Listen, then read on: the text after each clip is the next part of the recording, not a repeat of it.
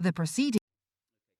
Welcome to this Welsh Affairs Committee meeting. We're joined today by the Welsh Government Cabinet Secretary for the Economy, Energy and Welsh Language, Jeremy Miles. Alongside him is Andrew Slade, who's the Welsh Government Director General for Economy, Treasury and Constitution.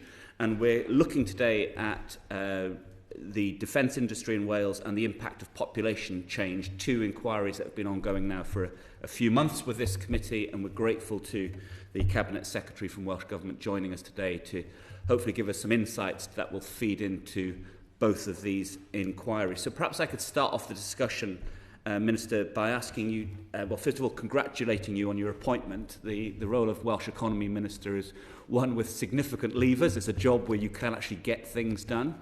So perhaps I can ask you, by way of starting the session, just to give us a sense of your top-level priorities, give us a sense of what the Jeremy Miles vision is for growth and prosperity in Wales.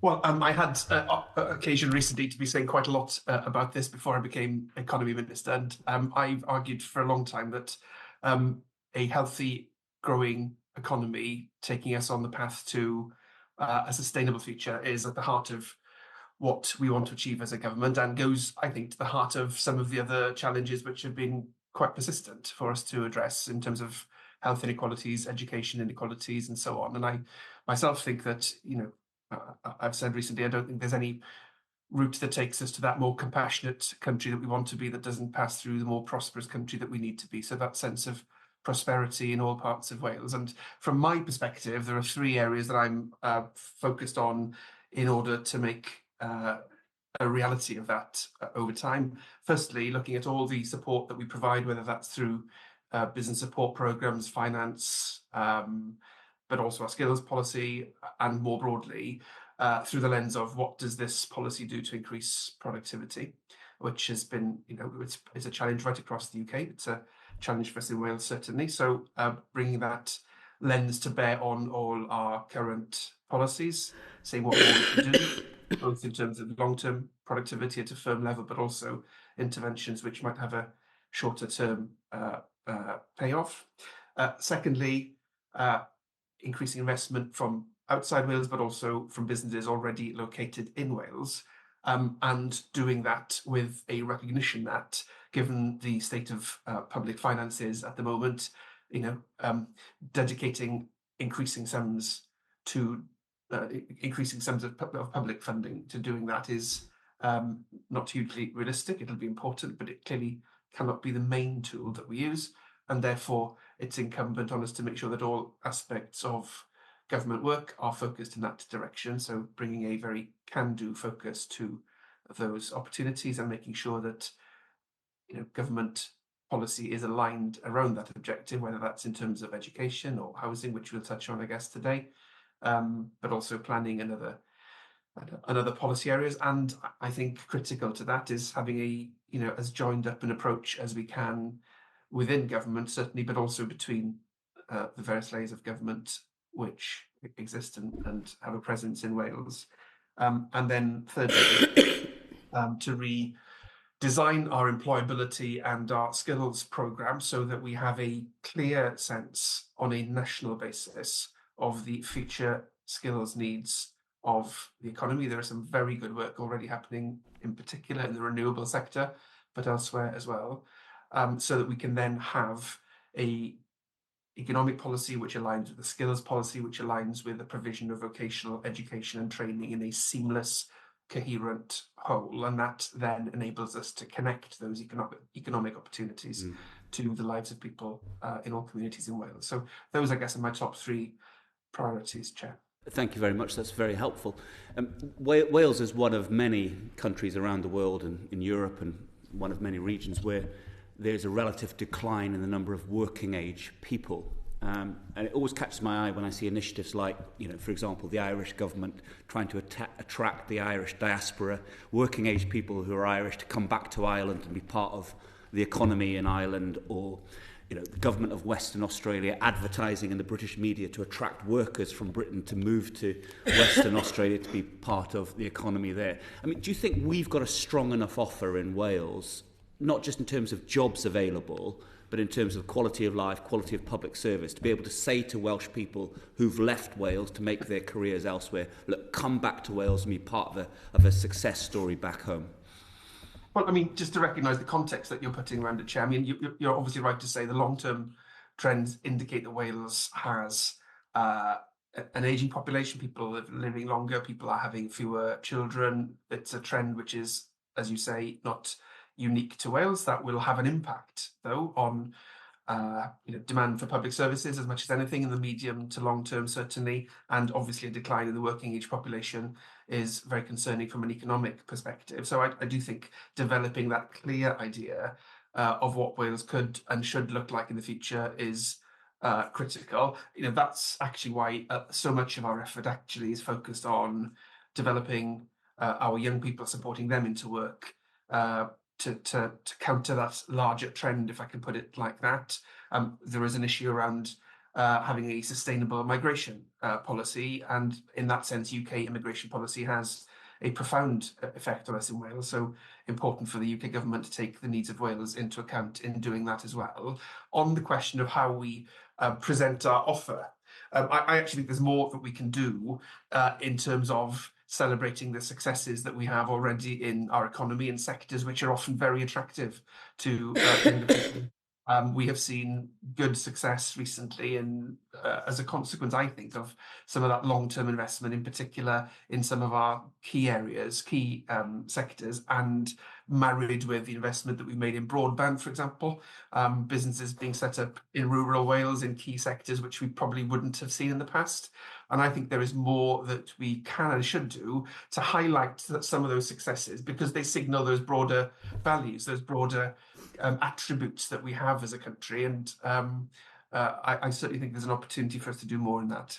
Okay, thank you very much. And then just on specific sectors, I mean, we as a committee have heard some concerns expressed during the course of our inquiry into defence supply chains in Wales about perhaps a caution on behalf of Welsh Government in not wanting to be seen to be too proactive and too positive about actively supporting the defence industry. Can you just give us a sense of where your posture is going to be on this issue? Do you recognise the value of the defence industry in Wales, or is it something that's potentially quite difficult for you politically? Look, I think the aerospace and defence sectors are, inextricably linked with many companies and organisations in Wales involved in both those sectors. And I think you mentioned the supply chain. I think that's even more prevalent the further down the supply chain that you go. And I think the success that we've had around cyber, but also in aerospace, I think is part of that broader landscape where defence is located. And I think the space sector, where we've had some success as well. Discovered recently that 80% of the global supply of space glass using satellites and space vehicles comes from a company in Wales. So there are some quite stunning successes there, and I think that creates that broader context. We are absolutely want to increase our capacity and our success in advanced high-value manufacturing, and aerospace and defence is obviously part of that broader picture. We've got a number of prime companies, a number of tier one companies, which are effectively supporting a cluster of smaller, innovative, quite agile suppliers, and I think that's good for the health of the economy overall and good for other sectors as well. Okay, thank you. And I'll start to bring in colleagues from around the table in a moment. Can I just ask one more question, just while we're on this idea of personal values? What was so problematic about the £200,000 donation that was given to your rival in the leadership campaign to become First Minister that made you say that you wouldn't have taken it? Chair, I've said all I intend to say in relation to the donations. I'm very happy to answer any questions on the economy, but I'm not proposing to answer any further questions on the donations. Okay, fine. Tonya Antonazzi, please. Thank you, Chair. Good morning, Cabinet Secretary and Director General. My question's on the economy. Do you believe that the Welsh Government has sufficient power and resources, Cabinet Secretary, to be able to reshape the direction of the Welsh economy? And I'm particularly around the support that you're going to seek from UK government, or that you do seek from UK government, to help to achieve these goals? Well, I mean, the reality is, and at least one member of the committee will be disappointed by this. The reality is that Wales is not an independent country, and the economy of Wales is part of the economy of the United Kingdom. So, and I think it's, one must describe one's powers and capacity in that context. So we are absolutely, part of that macroeconomic framework that we see at play in the UK at the moment. I have a very different vision of how that should be, but we are where we are. But I think it is really important, not least in the context of a climate where budgets everywhere are under pressure, both public and private. I think it's incumbent on us actually to try and find the most collaborative way of working. There are good examples, I think, of where the Welsh government and the UK government have been able to work together. There's some evidence of that in some of the growth deals, but also more recently around, latterly in the Freeport policy space, which I think is positive. There are other areas which you'll be unsurprised to hear are around things like the Shared Prosperity Fund, where it's an incredibly unhelpful relationship. And I think there is, I think a responsibility in all layers of government really to be working in as aligned a way as possible, recognizing that we have different roles and different financial capacity, obviously. But I do think that's important that we try and be as aligned as possible. And you've mentioned some of them. There have been action plans, programmes and projects to invigorate the Welsh economy for as long as Wales has enjoyed devolution. What's the difference, what is different now about the Welsh Government's current plans? You have talked about growth deals and different projects, but is there anything different about your current plans that you can tell us about? Well, I think I've sort of outlined at the start my priority areas, and they're all ones where I think the economy is not set in aspic. It is a constantly evolving, changing entity, isn't it? So you've got to constantly be thinking of how your policy responds to those changes and helps to shape them in a way which meets our broader objectives. So I and many of us, I'm sure, are absolutely committed to that just transition to a sustainable future. So there's a suite of new interventions in that space more latterly, which are bearing fruit. So we've got a very significant opportunity, for example, in the renewable sector, in particular, the floating offshore wind sector. I think there are some very exciting opportunities for us there. And I think we must not miss those opportunities. So the point I was making to you earlier about having that national picture around the needs of the economy from a skills perspective, is an evolution and a step beyond where we are now. We have a regional picture at the moment. I think it's increasingly clear with a national opportunity, like we have in the renewable sector, that we need that national picture alongside that. So there will be some changes in that sense. I think, what I would say to you is that, again, as I touched on at the start, that sense that a truly sustainably growing economy, being at the heart of the policy objectives that we have, and therefore a cross-government priority, not, as it were, solely the work of the economy department, I think is a shift, and I think it's an important way of trying to meet a number of our policy objectives as a government. I think it's right that the floating offshore wind opportunities and renewables are very exciting and part of a UK bigger picture. So how will Welsh Government ensure that all areas of Wales can experience these opportunities and this economic growth? Well, I mean, that is a good example, isn't it, in that sector, because there are parts of Wales, I think all parts of Wales can benefit from developments in that sector. We have also got I think an increasingly sophisticated approach to regional working in our economic policy. And I think the critical thing in relation to that, if I may say, is that we are very clear on working with our partners in the regions of Wales on, a limited number of very impactful policy priorities, rather than perhaps try to do too many things. And I'm sure colleagues right across Wales would welcome that. So I think that's important. Just to give you a very living example of how different parts of Wales can benefit from that particular sector, although there are other sectors in this space as well. One of the developers has been very proactive in trying to establish very direct relationships with further education colleges and being very categorical about the job roles, the skill levels, the qualifications that they need in order to be able to make sure that they staff their projects using as far as possible the local labour market, which obviously we would all want to see. And they've had a very direct set of conversations with local colleges in North Wales and West Wales in this particular case, and that's leading to really good skills provision. So I think if you have that commitment, as we want to see from all developers in that sector, to using the local labour and having a direct relationship between providers and employers, I think you can make pretty fast progress. And this is a good example. You're asking me in your earlier question of where we need to work together for the renewable sector to be able to provide the opportunity that we feel it can for Wales.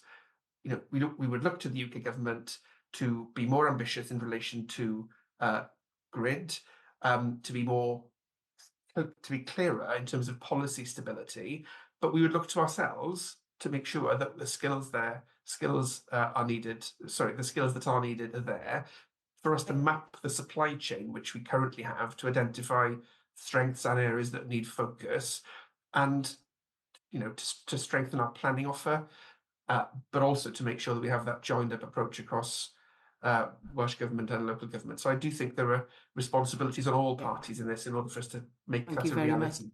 Thank you. Thank you. Thank you very much. Rob has got a very quick supplementary. Yep. Rob Roberts. Very quickly. Very quick. Minister, you mentioned the Share Prosperity Fund, and that was an unhelpful relationship with the UK government, which I understand. The idea, I think, was to put more power in the hands of the local authorities.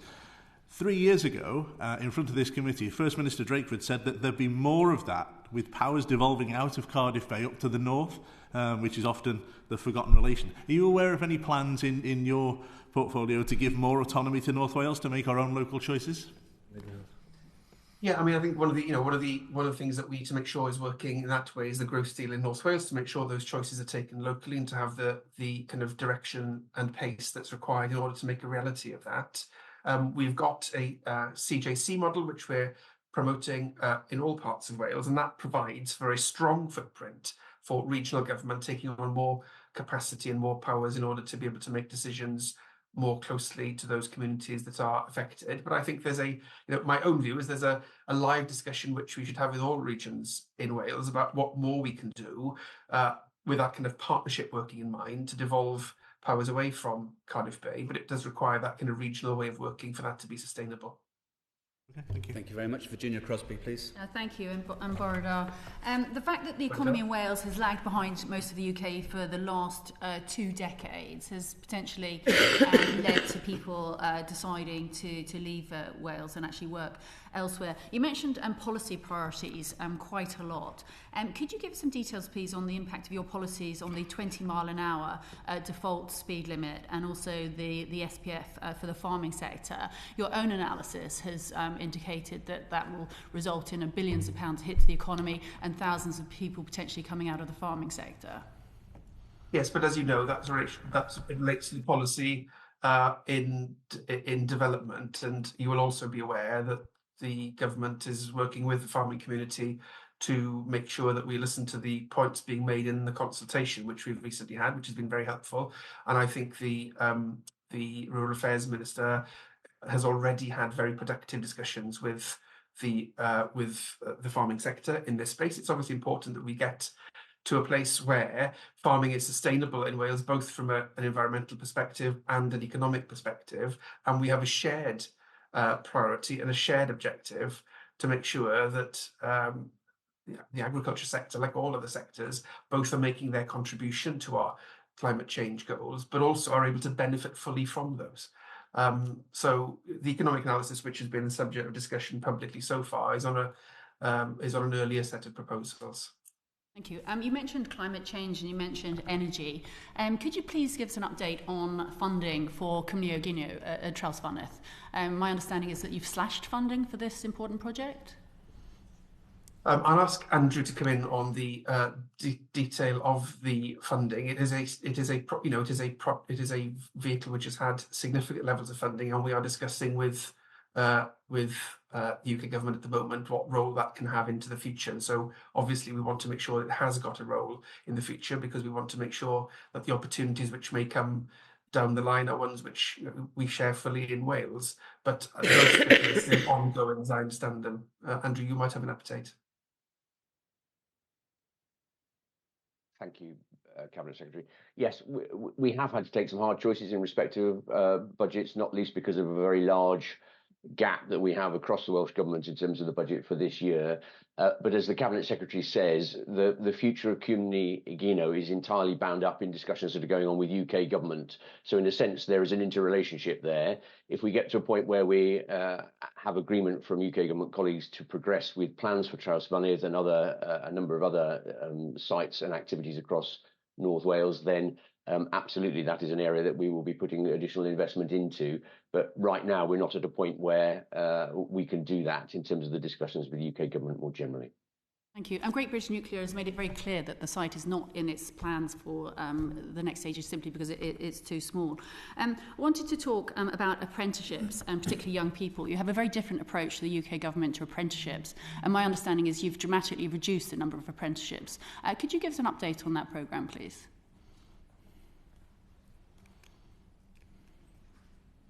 Thank you. So we have a target for this Senedd term to be able to reach the same number of starts as we achieved during the last Senedd term, which is around 100,000, and we are on course to do that. I mean, apprenticeship policy is one of those areas which Andrew was alluding to earlier, face a number of different pressures, and we are working against a backdrop of significant economic challenge on the one hand, whilst also being fully committed to our apprenticeship policy on the other, but having lost access to EU funds, which significantly contributed to the apprenticeship budget, and inflationary pressures on the other hand, which necessarily is creating cost pressures on frameworks. That is the context in which we are operating. Our focus is making sure that we protect the quality of apprenticeships. So I think there's a slightly broader definition at play in England about how this policy is taken forward. Our focus has been on what we would describe as high quality apprenticeships, rather than perhaps extending that policy to lower value courses. But there are choices to be made in doing that, obviously. From our point of view, the way we have prioritised within that is to make sure that we're funding those higher level, more technical sectors supporting STEM apprenticeships, in particular net zero preparedness, and we're committed as well to increasing the number of degree apprenticeships. So what we're really doing is prioritising apprenticeship investment in those sectors that will support economic growth, community cohesion, and obviously net zero is a critical part of that. So I think it is a different approach. One of the areas I think that causes, we're looking at I was asked earlier to comment on how governments work together in this area. And I think one of the perhaps more challenging areas has been in relation to the apprenticeship levy, which is a UK-wide employment tax, but designed really to support an English apprenticeship policy. And I think there's a tension in that approach. From at this point in time, what we have is a situation where there is an additional cost to certain employers in the private and public sector in Wales. No benefit that comes to the Welsh Government for that, because apprenticeship policy was changed in England at the same time as the levy was introduced. So it essentially nets out in terms of what that means for the Welsh Government. And yet we as a government are still fully funding those apprenticeships. So there's a complex interplay there. And I think if we were to say where do we think we should be working better together in a way which better reflects the devolution boundaries, I think the apprenticeship levy is quite a good example of that. Thank you. And one last Very question, quickly, Chair. Virginia. Regarding the free ports, the Celtic free port and, of course, the Anglesey free port, there's been a significant delay compared to the free ports in England. Are you involved with the outline business case? And when are people on the ground going to start seeing these good quality jobs coming from the free ports? Well, we're going through the port process at the moment, aren't we? So it's in the nature of government changes. When I was in the Brexit portfolio, was the beginning of the free port policy, and I think it took a little while for the particular priorities that we have in Wales to be taken fully into account as that policy is being delivered across the UK. But we're in a better place now, which I'm pleased to say, and obviously the projects are going through the business casing system, and we obviously want to see those projects becoming a reality both in your constituency but also in South Wales as soon as possible. Thank you, Jochen. Thank you very much. Ruth Jones, please. Thank you, Chair, and good morning, Cabinet Secretary. It's good to see you and Mr Slade this morning. Good morning. I'm following on, I suppose, from Virginia's questioning in terms of we've talked about your desire for young people to get into the workforce and high-level apprenticeships and things like that. How does the Welsh Government plan to deal with the current economic inactivity of young people who, for whatever reason, and often it's post-COVID, can't work at the moment but want to get into the workplace? And I suppose tagged onto the back of that, what's the Welsh Government's thoughts on the latest UK Government's reforms to the DWP system? Look, I mean, the economic inactivity rates are much higher than we would want them to be in Wales. I think there are some recognised challenges in the most recent data from the ONS, which I think also affects the data at a UK-wide level, as I understand it. But nevertheless, clearly, economic inactivity is obviously significantly higher than we would want it to be.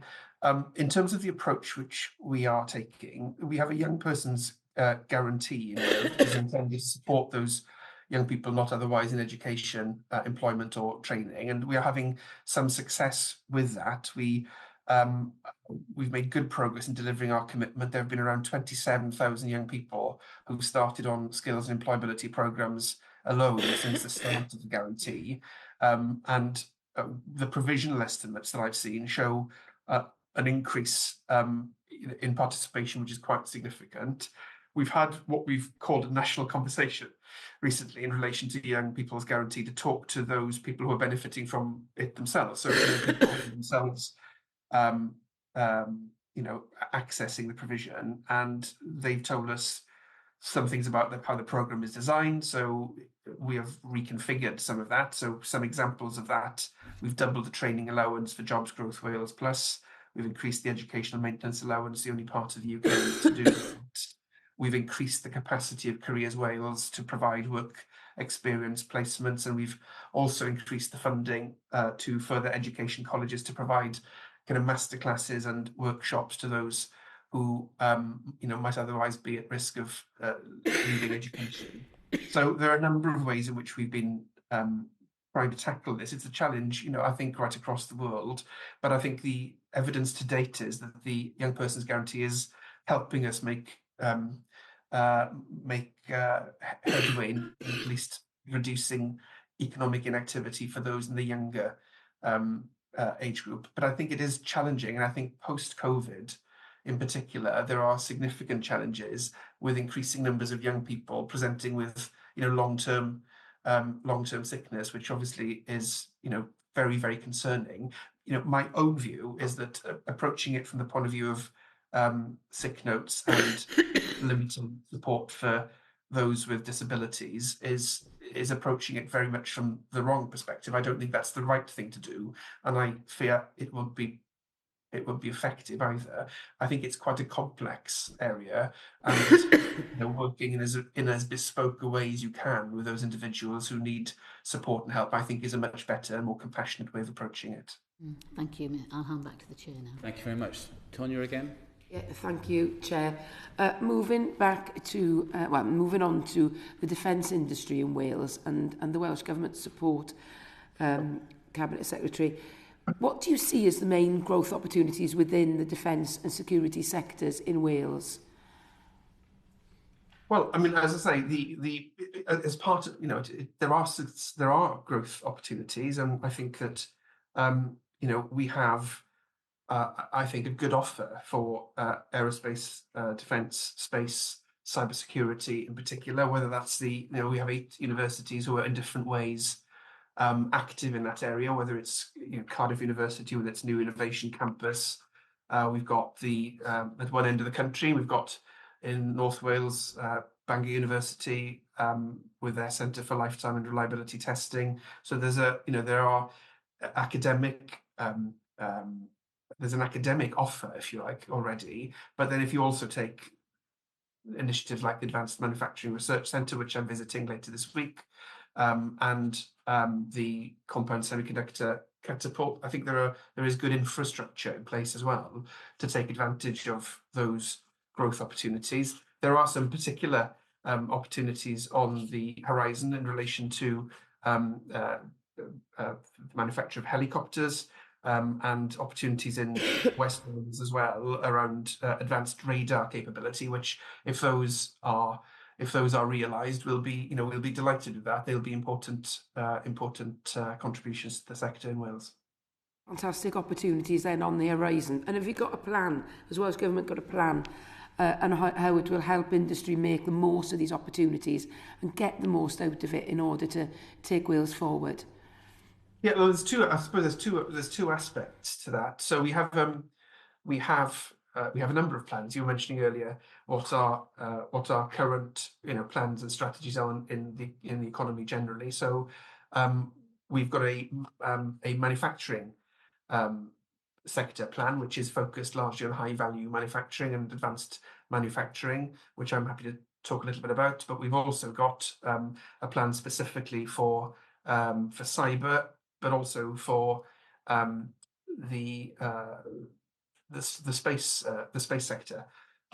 So there are specific strategies in place which I think are already starting to bear fruit, but it's part of that broader commitment to advanced manufacturing. So that's about developing the conditions, if you like, for to make sure that we're anchoring some key manufacturing companies in Wales. So that's partly about supply chain. It's also obviously about infrastructure, but strengthening that collaboration around different parts of the sector, different stakeholders. I mentioned academia earlier. I think this is an area where that 5 stakeholder model, which we've heard about so often, is potentially very fruitful, aligning universities with government, with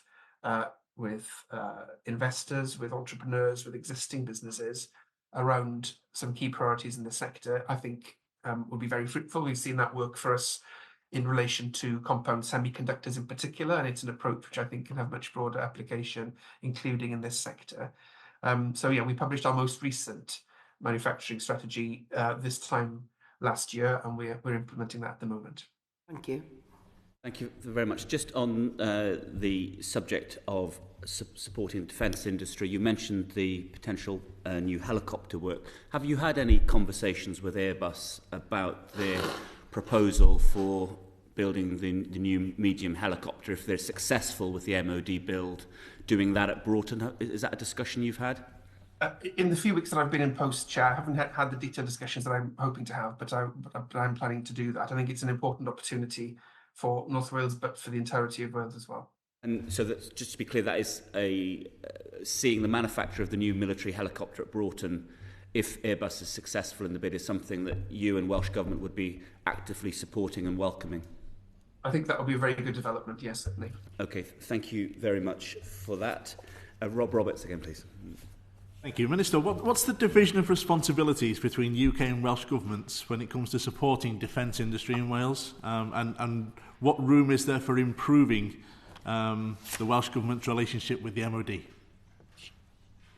Well, I think from our point of view, we're always looking to improve relationships between governments. I think from my point of view, clearly defence is reserved, but as we obviously know, but there are economic development opportunities which we've touched on already this morning, and that is the area of focus of the Welsh Government. So from our point of view, that's about providing that skills offer, but also the resilient supply chains and that collaborative way of working, which we can do at a Wales-wide level, because because of the size of the country, really. But I think that's probably, broadly speaking, where the division of responsibilities lie. Okay. How well does Welsh Government work, and how closely with some of the UK government's kind of arm's length agencies, DASA and the UK Space Agency? You mentioned earlier, you have a plan for the space sector. How well does that kind of dovetail with what the UK Space Agency are doing from the UK government's point of view? Well, I mean, the opportunities, I guess, come at a UK-wide level, don't they? The strategy for broader policy comes at a UK-wide level, and I think from our perspective, what we seek to do is support those companies. I think we have about 80 companies in the space sector in Wales who are doing some fantastic work, and it's providing that opportunity to cluster, but also making sure that the offer, I suppose, which those companies can make and have made very successfully, is understood both within Wales to other companies in the sector or related sectors, but also outside Wales at a UK level and internationally as well. And I think there's been some success in that, but we recognise the need to do more, because there's an opportunity here, and we should always be trying to do more. So it's, I think, a couple of years since we launched our strategy to increase our economic presence, if you like, in the space sector, and our aim is to grow the space-related industry in Wales from 1% of the UK sector to 5% of the sector. And the strategy is, if you're not familiar with it, outlines some of the areas of strengths that we already have. So low Earth observation satellite capabilities, disruptive launch systems. There's a number of other kind of areas as well. So I think that that sets out our ambition. Fabulous. And a few members of the committee had a wonderful trip to Airbus in France just last week, as I think the chair mentioned Airbus earlier, and you said it's only been a few weeks in the job. We appreciate. Will there be any discussions on your part, do you think, to promote Airbus in bringing more of their overseas operations, perhaps to bolster what's already there, both in Newport and up in North East Wales?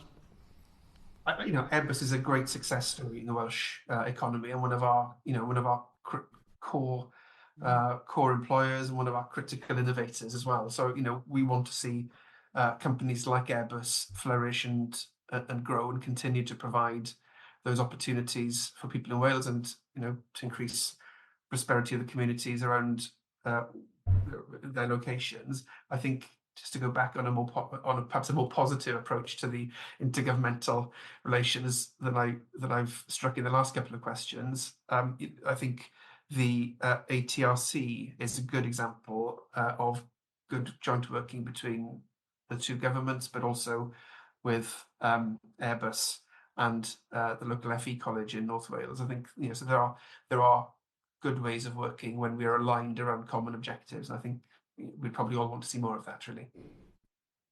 Thank you very much. And back to Ruth, please. Thank you, Chair. And following on from Rob Roberts' question in terms of cybersecurity, obviously in Newport West we have an excellent facility in terms of Airbus, and we've also visited that site as a committee as well, which was very exciting. I'm telling you on behalf of all the committee. That's fine. We all found it very exciting. But obviously there's a lot of investment from Welsh Government in terms of cyber.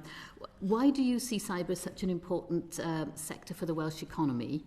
And looking at things like from Tallers, we've heard in our defence inquiry that the Welsh Government is urging the UK Government to position Ebbw Vale as the UK cyber security base. And are you still, as the new Minister, new Cabinet Secretary, are you pursuing those conversations with vigour?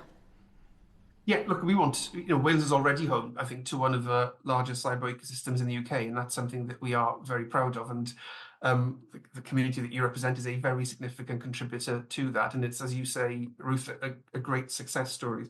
It's a success story for us. I think I'm right in saying that across Wales there are about 150 companies delivering, cyber-related, if I can put it like that, products and services. But we do want to see more investment in the sector, and I will be continuing the discussions which you've alluded to in your question. Our priority, I guess, in terms of cyber is to make sure that we're growing that cyber ecosystem, but also building a pipeline of cyber talent, if I can put it like that. So I think those are key priorities for us, and that joined up approach, which I was talking about earlier, I think is the best way of delivering for that, and we've seen some success in doing that already. Thank you. And just one small supplementary question. We've seen this morning that the Global Centre of Rail Excellence has published about the ongoing work and development, which sounds really, really exciting. But in terms of the fundraising, which is taking longer than expected, how much equity, I mean, how are the discussions going? Because obviously we want this project to come on in leaps and bounds. How is the Welsh Government supporting and, getting on with this job, if you like? Well, because that development is in my own constituency, I'm not directly responsible for that within the government, but obviously we want to make sure that those discussions are productive and move forward as quickly as possible, because just in the way that you were describing the importance of cybersecurity, I think that particular project also demonstrates Wales being able to work at the cutting edge, really, of a global sector. And I think that's very exciting wherever you live in Wales. Yeah, thank you. Very helpful. I'll hand you back to the chair now. Thank you very much. Roberts, please. Minister, we've heard a lot in our inquiry into defence about skills shortages and competition for STEM qualified workers. Obviously, you were very intimately involved in this sector until very recently as the Minister in charge of Education. So what's the Welsh Government doing to support the STEM skills pipeline in Wales? Well, I mean, the support that we give in schools for STEM is significant. We've got a number of initiatives underway, and that's to bring more young people into STEM and to make sure that it's more inclusive as well. I think there are some, historically at least, some preconceptions about what STEM is about and who it's suitable for. We're trying to break that down as well. So we've got a number of significant investments we've made, including in the MIT Global Teaching Labs and other school level interventions. We were just talking a moment ago about effectively STEM initiatives in the valleys. So we've got the Tech Valleys STEM facilitation program, for example, which is one example of that kind of school level intervention, which supports relationships between the industry and schools in that particular context in Blaenau Gwent, and that has been successful at raising awareness. I think one of the challenges we're all probably trying to grapple with in this space, governments everywhere, is that we can make the provision available, and we are doing that successfully, but sometimes it's about communicating to young people and often their parents as well, depending on their age, what these opportunities look like and feel like, and so that they can aspire to do those roles, many of which are very high skilled, very, very high paid roles, but because they're in sectors which are often emerging, are just less familiar perhaps. So sometimes it's about landing that that sense of some of our key emerging sectors really being areas where young people should be focused on. So there's some school level work that needs to happen and is happening around that. We've changed the curriculum recently, which will provide much more opportunity, I think, for close working between visible sectors in the school's community and the life of the school, which I think is really important in raising aspiration generally, but also specifically in terms of the opportunities. I was, just on an anecdotal basis, if I may, I was chairing a meeting recently in my own region in relation to the floating offshore wind opportunity, and talking to a developer that had been working with schools in England, on the east coast of England. And one of the things they had been doing as a curriculum opportunity really was taking pupils coming into the classroom and working with pupils to build models of floating offshore wind platforms and then going down onto the beach and floating them out onto the sea. And I just thought that sort of early kind of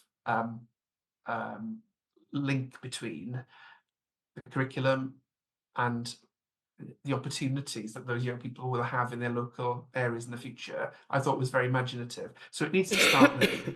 But if you look at the approach which we take to skills provision, so whether that's our flexible skills programme or the increasing amounts of our personal learning accounts, which we are earmarking for digital and net zero specifically, but also, as I was saying in response to the question from Virginia Crosby earlier, our approach to targeting our apprenticeships on those sectors which are, significant sectors for our future. I think there is a common thread really which runs through our skills provision as well.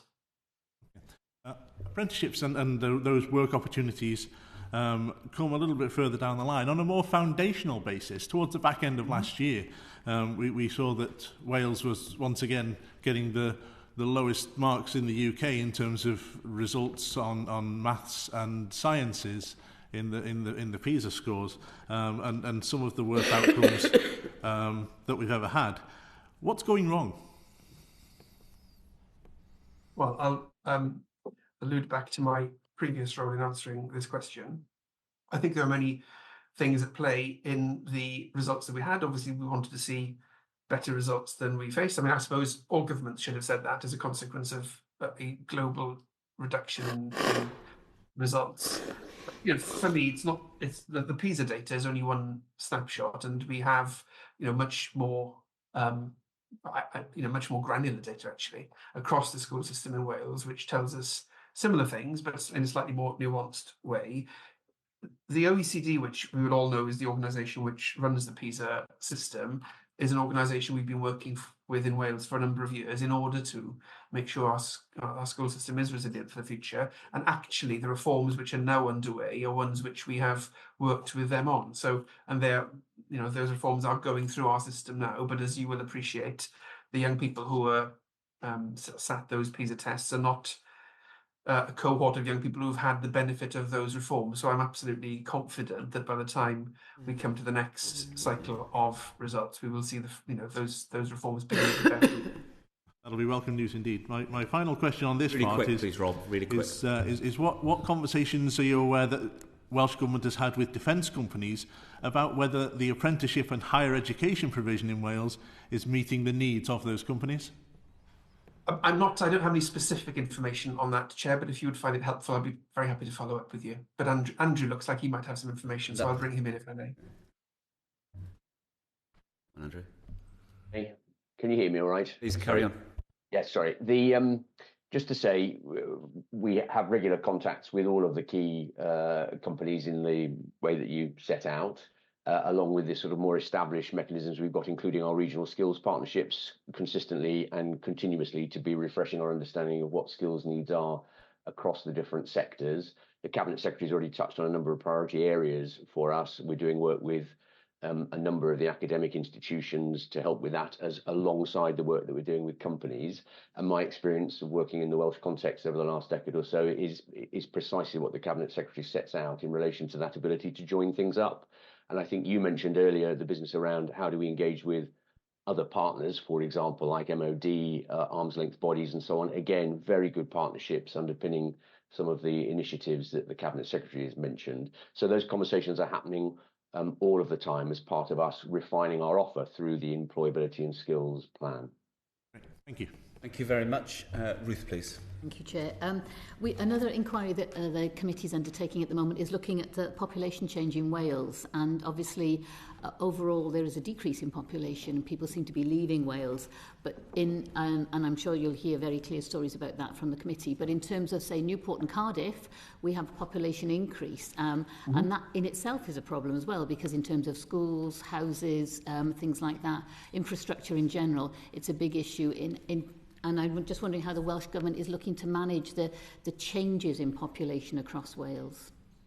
Well, as you say, it is a complex picture, isn't it? Beneath the headline figures, you do see different trends, and different communities in Wales are differently affected, both in terms of migration in and out of Wales, but also migration within Wales as well. So there are complex pictures at play. So one of the challenges which that presents is in making sure that we have, this is just one example, that we have housing markets which are capable of responding to, both increases, but also, unfortunately, some communities reductions in population. So, the work that we do through local housing market assessments as part of the LDP work, I think is absolutely critical in that.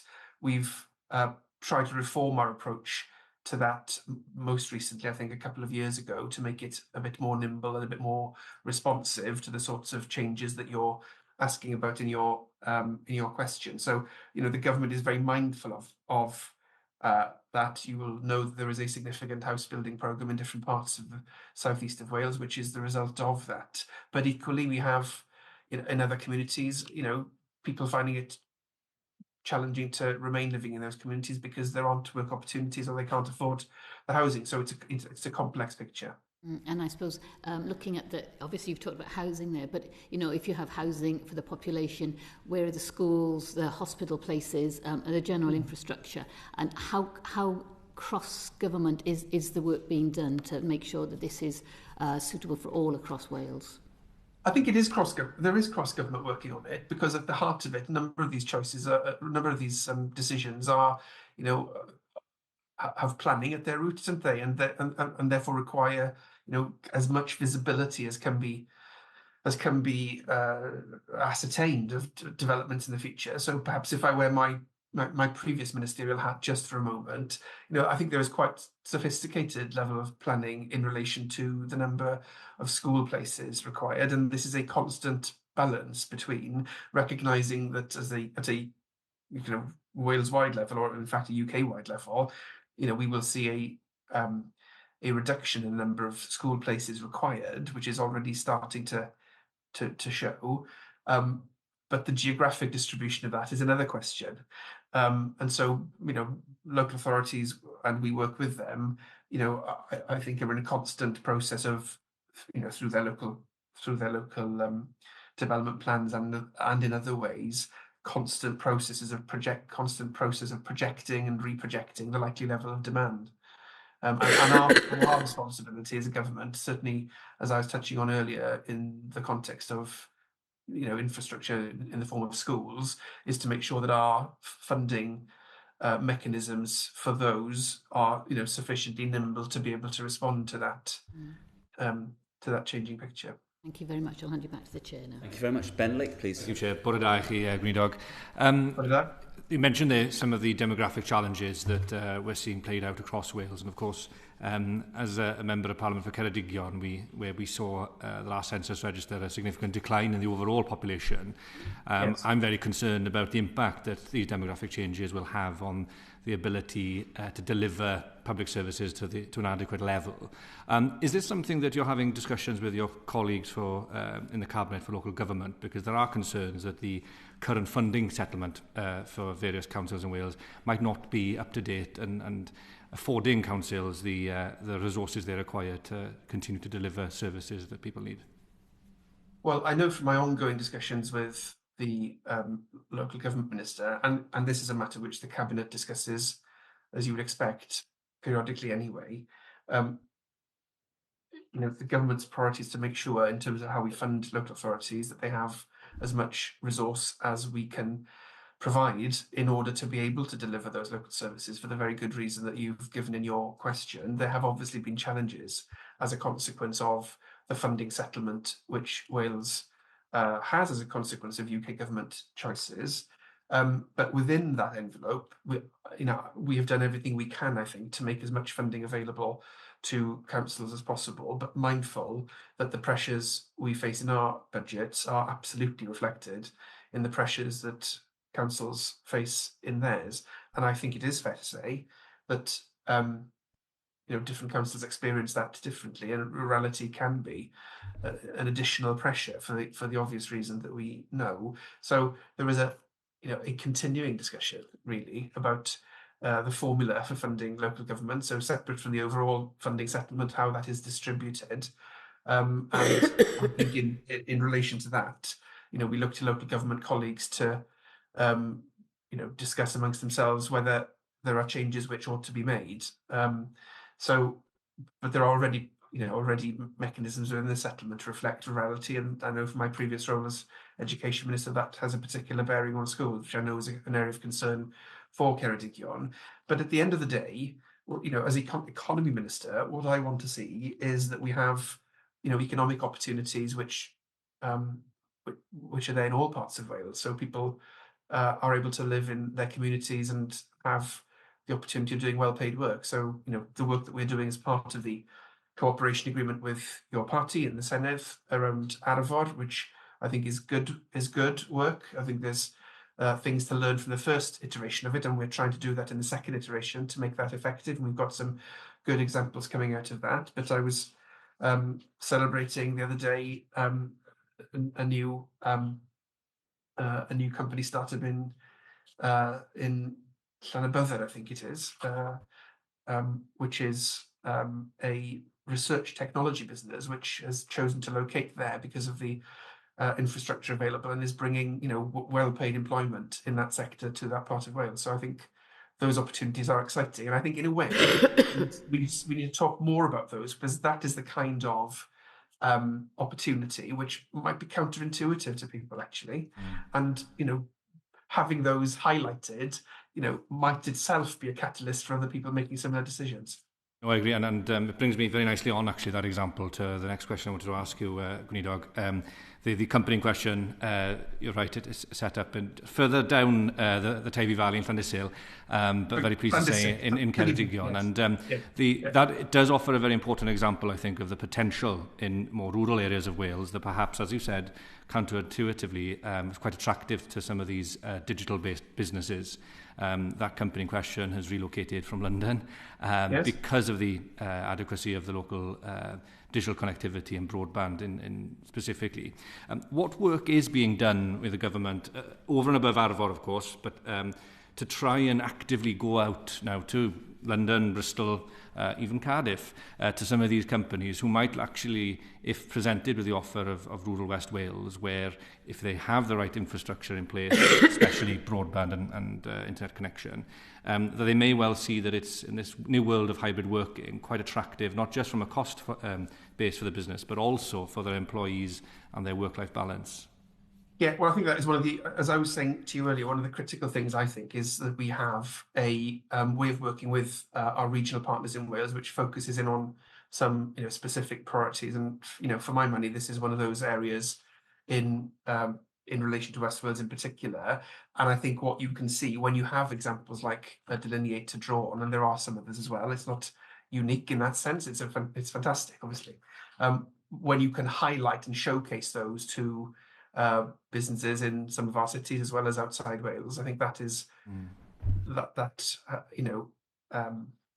gives people the assurance, if you like, that this is something which can work. And it's a government outlining its pitch is always going to be, if it can draw on something, an example like that, which is vivid and real, and where people can talk to the business themselves and say, well, how was your experience of it? Why did you do it? I think that's part of the that regard, that's the magic ingredient, if you like. In that regard, then, Minister, can I take it from your answer that we might see you beating a path to some of the doors of the tech companies in London, extolling the virtues of setting up in Ceredigion and West Wales? Absolutely. Right, okay. Thank you very much. Virginia Crosby, please. Thank you, Chair. And first, just to follow up on one of Ben's questions, if a local council is not happy with their funding from the Welsh Government, what practical steps can they go through to increase it?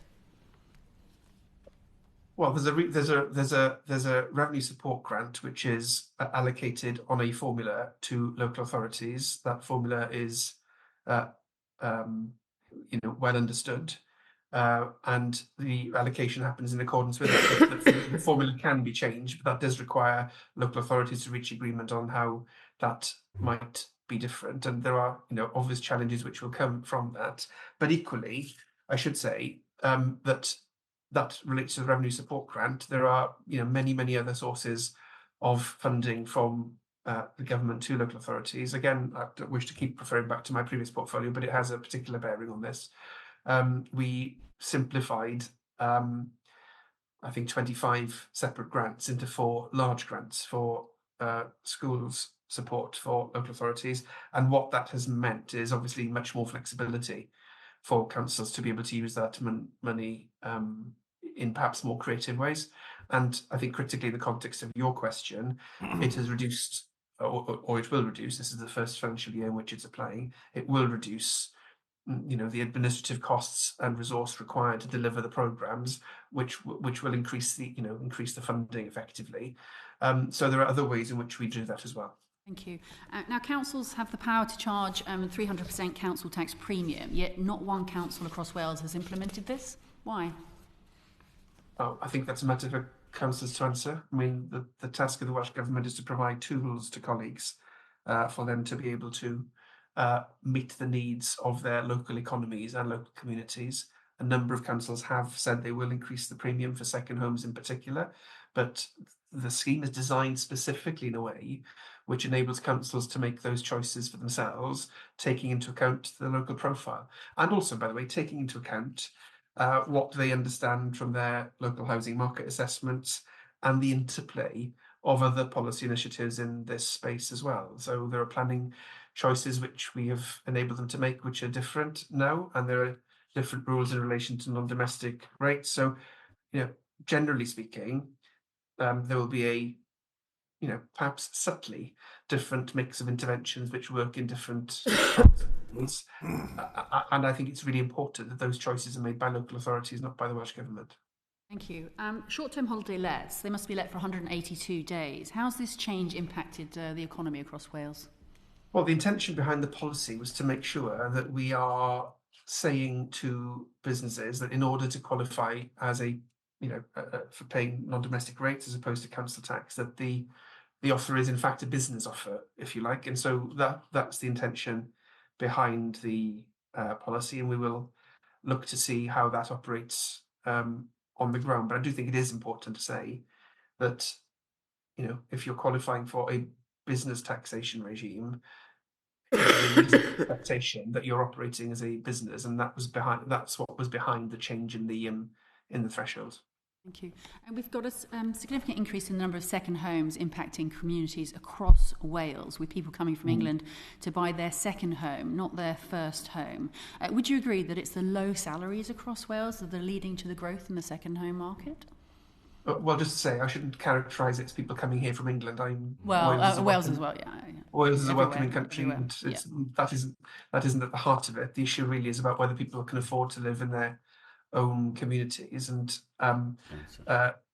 there are complex issues at play here. I think we've seen, as a consequence of different ways of working following COVID, just different patterns of people moving to live in different parts of the UK. And this, by the way, is not just a problem in Wales, it's in other parts of the UK and right across Europe as well. And we took evidence from other parts of Europe in devising the range of policies that we have. But, at the heart of it is the point I made in an earlier answer, which is to make sure that there are sufficient well-paid jobs in communities right across Wales for people to be, earning good salaries.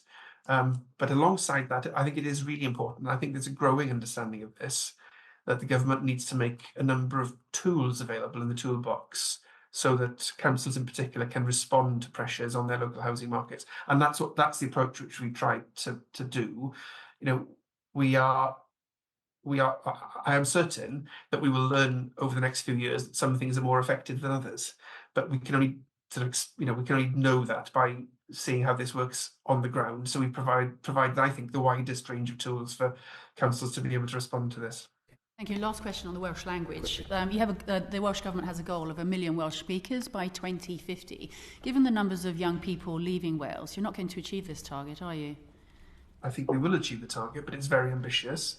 I think the range of policies that we have are pushing in the same direction. But I think I think the point you're making is a fair point in this sense. Migration patterns in and out of Wales are likely to affect that picture. One of the things I'm most hopeful about is the investment which we've made, but perhaps more interestingly, the enthusiasm with which it's been received into providing immersion teaching of Welsh to primary age pupils. All authorities in Wales are now taking advantage of that funding. And sometimes it's families who've moved to live in Wales who don't speak Welsh, but the parents are keen for their children to have access to Welsh medium education. And so they have the opportunity of usually a 12-week immersive course. And if you've not had an opportunity to go and see that in action, I would encourage you to, because it's frankly miraculous. These young people leaving this provision speaking fluent Welsh, whatever their background, they may have moved from other parts of the UK or from overseas, and it's really rather uplifting. Thank you, Chair. Thank you very much. Rob Roberts, quickly. Thank you. Minister, I've asked you a number of questions today. This is probably the most important question I've asked to any witness before this committee for a long time.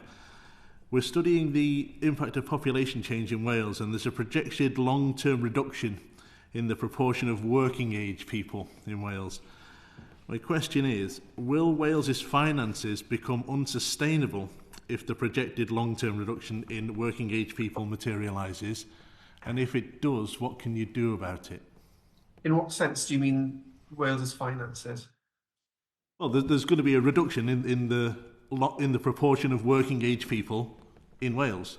How will that impact on Wales's financial situation and economic outlook generally, and what can you do about it?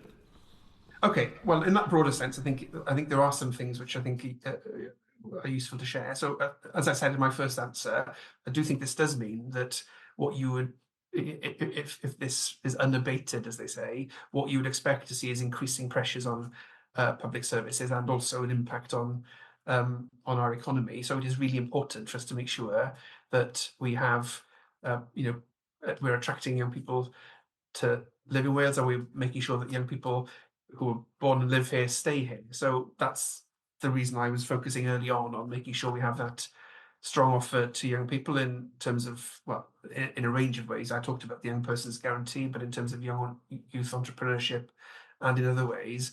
And the answer I gave to the chair at the start, really, about making sure that we are representing that picture of Wales, which is, encourages people to come and live here and make their living here. And that's about celebrating some of those successes. We touched on a couple in the course of the discussion today, to make sure that we are, presenting that image of Wales that we have, which is a welcoming, outward-looking country that encourages people to come here, young people to come here, start their families, start a business here.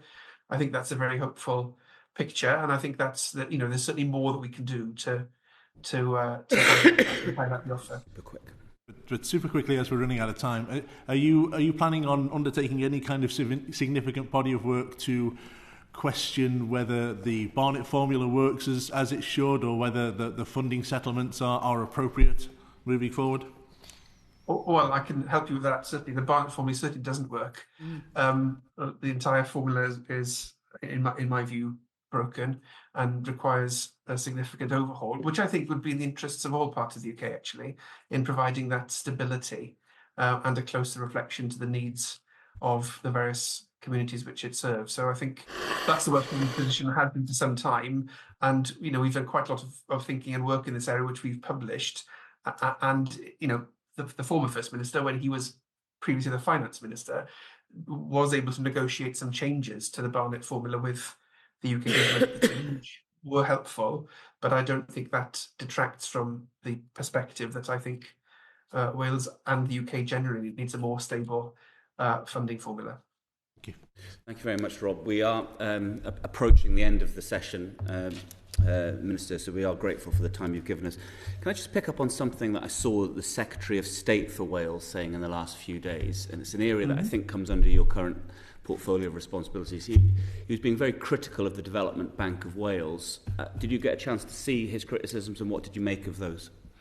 I did see them. I think he was talking about losses in the accounts for 2022, 2023. I think it's important, as in all these things, to see those figures in their proper context. My understanding is that those figures were not unexpected and were largely driven by the worsened economic context. And that is borne out, I think, by the fact that the very same situation exists with the British Business Bank, which reported losses in that same year of £135 million. So I think, in a sense, they were not unexpected. On a cash flow basis, the Development Bank generated about £47 million, and £22 million of that went to repay Welsh Government loans. So I do think seeing that, tempting as it may be to isolate that particular figure, I think it is very important to see it in the broader context, not least given the same thing is happening to the British Business Bank. Yeah, thank you. We recently had a very helpful session with the Chief Executive and the Investment Director from Development Bank of Wales, and that was very useful. Are you comfortable with the proportion of the Development Bank's portfolio that is sunk into property in Wales? Does that trouble you that it's such a large proportion? Well, it's obviously really important, and I gave evidence on this to our Senedd committee last week, which is currently doing an inquiry into the bank itself, and I submitted written evidence to that, which might give you a little bit more detail on that question, Chair, if you find it helpful.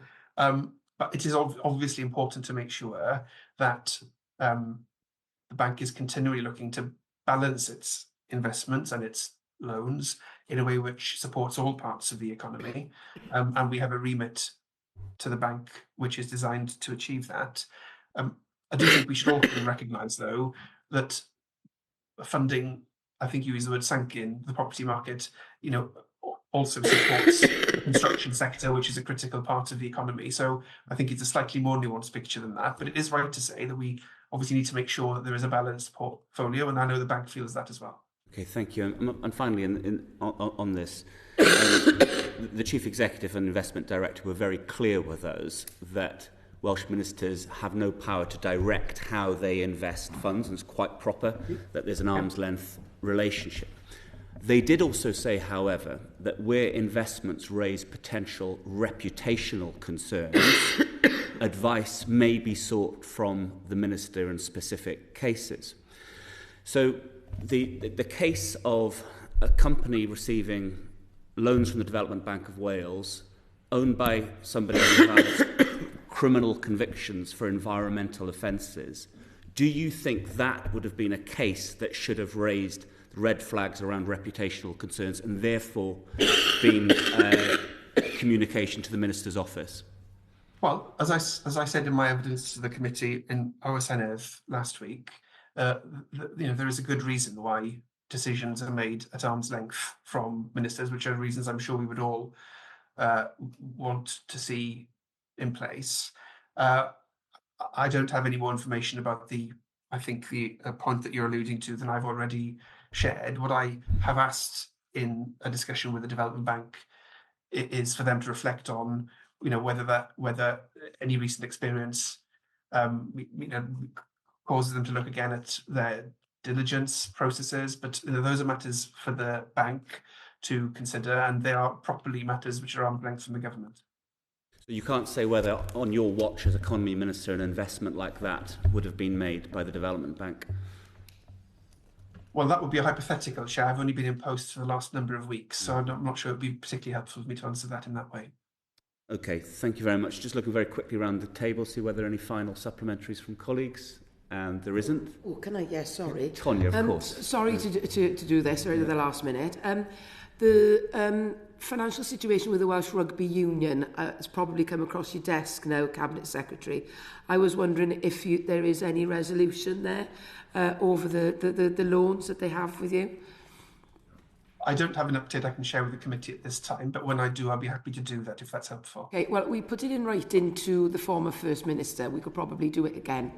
So we'll send a copy to you as well. Is that okay? Thank you very much. Thank you very much. Thank you, Tonya. And actually, Robin Miller's got a very, very quick final question. Good morning, thank you.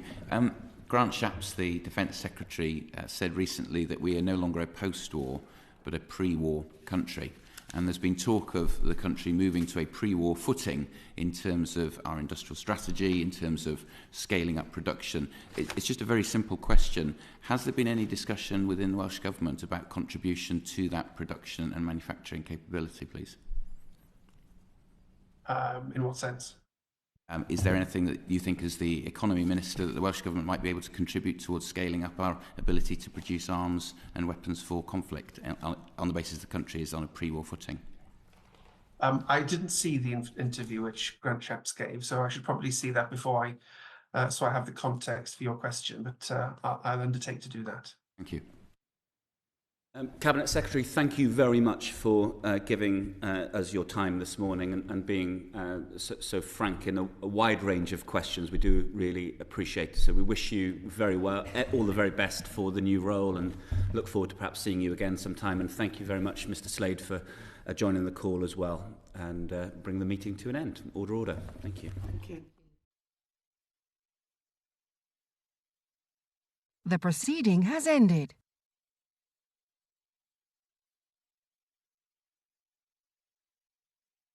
The proceeding has ended.